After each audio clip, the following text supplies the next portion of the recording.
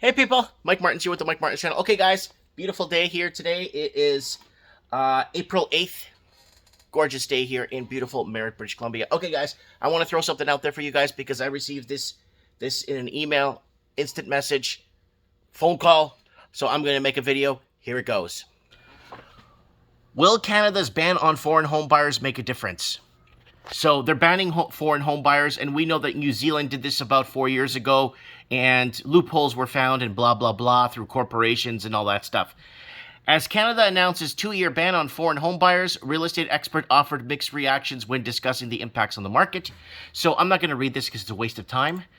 And Canada introduces two-year ban on foreign home buyers in federal budget. Again, they're starting to realize that they are losing their grip on foreign investing, and this goes back to, was it 2017, 2019? Canada would be in a recession without money laundering. So Canada has been exporting homes. Canada's problem is that wages aren't tied to income or average incomes or the average worker.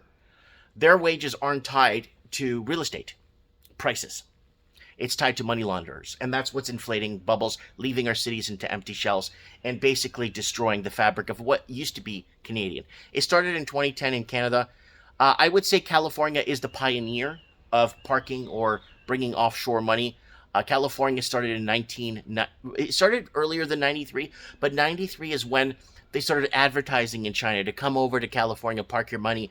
Canada, Vancouver took on the Vancouver model where you could park your laundered money, no questions asked, bring in your dirty money, we don't care. So that's what destroyed the middle, and Australia was competing, New Zealand and the UK competing for destroying their own middle class. So Canada would be in a recession without money laundering, and let's move it on here. And it goes into this. A record flight capital, $43.6 billion from Hong Kong to Canada as China cracks down. This is the biggest. Electronic fund transfers reviewed by routers. Hong Kong assertion. The city has not seen significant capital outflows since its unrest began in 2019. So Canada was playing the part of Hong Kong and leave Hong Kong alone. Canada's a free country. So billions of dollars.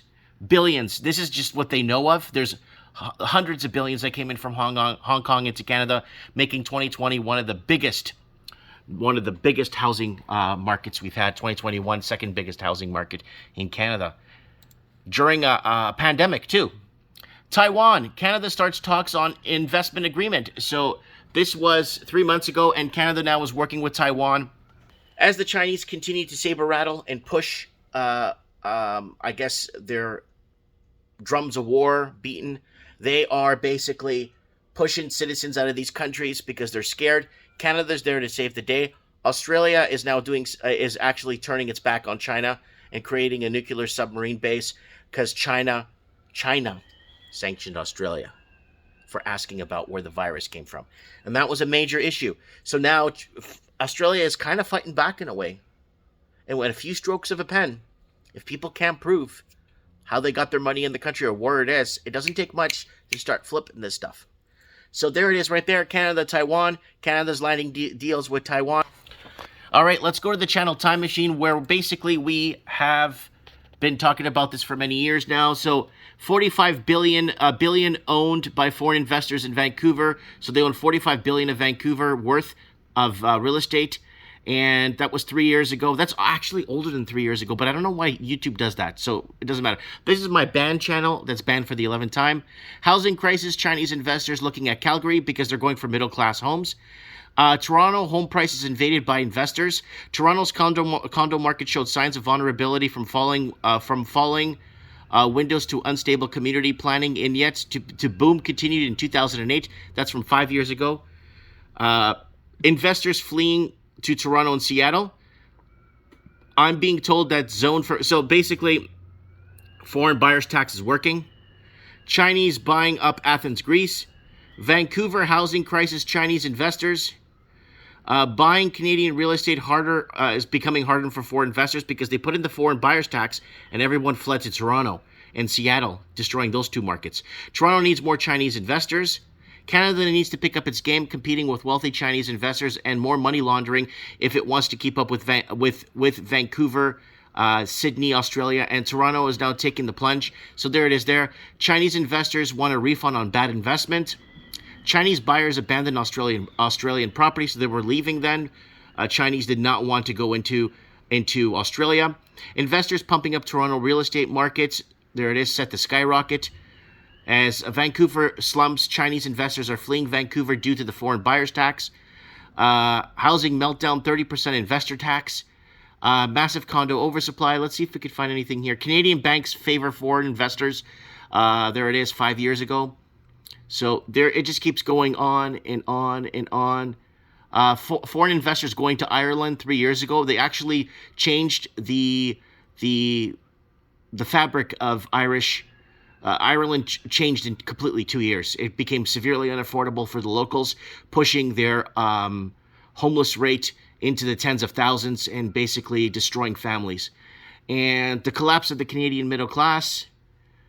At the rate of the government is bringing in wealthy investors to buy out our housing market, it will force the middle class families out of Canadian major cities 4 years ago. So there it is. Then housing will never crash until we like get into a position where we can control our own borders. Everyone's looking at America and their southern border not being protected. Canada's just wide open, and they're bringing in the money, and they're basically pushing out and look at this. Seattle needs more Chinese. Vancouver is now far more expensive, burdened by foreign buyers taxes, and has less growth potential. I see Seattle as the new Vancouver. We are seeing the same growth with Chinese investors, and that's 2 years ago. So it's a back and forth thing, and we've been covering it for a long time now. This is not a something I just decided to talk about the last couple of weeks on my backup channel because my main channel is blocked. Anyways, now the answer to the question, 2 years? No. There's just too much foreign money in here. There's more foreign money than there is money being generated by the private sector. And that's why governments don't care about the private sector anymore. That's why the private sector, mom and pop's businesses, will end up having to fail. I will fail. We will all fail. And we will be no longer funding the public sector, the police, the ambulances, the teachers, the mainstream media. We won't be funding that anymore. It will be funded by foreign money and foreign investing to keep the country propped. But the problem is, one thing they're not looking at is actual labor in the construction. Canada deported a bunch of Portuguese back in 2007. 47,000 of them were deported when the housing market started to go south. They deported all the builders. They deported tons of families. They deported Hungarians. They deported Polish. They deported, people from Spain, from all kinds of countries. People, my friend from England got arrested in a landscaping company from England, living in Canada for years, working, arrested on the spot, taken back to England.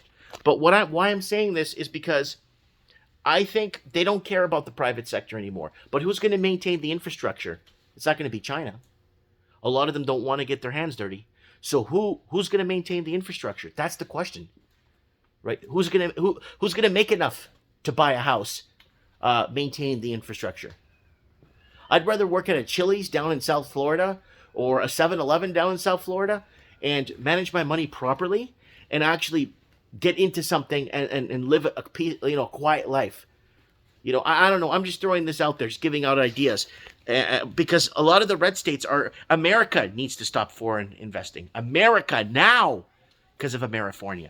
Look across our channel time machine, and type in Amerifornia and see what you guys see. Because America's turning into basically California. Anyways, I'm talking too much. There it is. Foreign home buyers, stopping them for 2 years. There's just too much money here. It's not going to work. And then maintaining the infrastructure, nobody will be here to do that. Doctors will be leaving, qualified. So we're going to have to start bringing in people that may know how to do what they do and take chances on that. And that's when the healthcare system has been going south for the last 4 years anyway. And they've been doing it on the cover of the sickness. Anyways, it's a gorgeous day here today. I'm going to go sit outside and enjoy the sun. Let me know what you guys think. Comment below. Lots of love. Be good. Share this video if you want. And I'll see you guys on the flip side.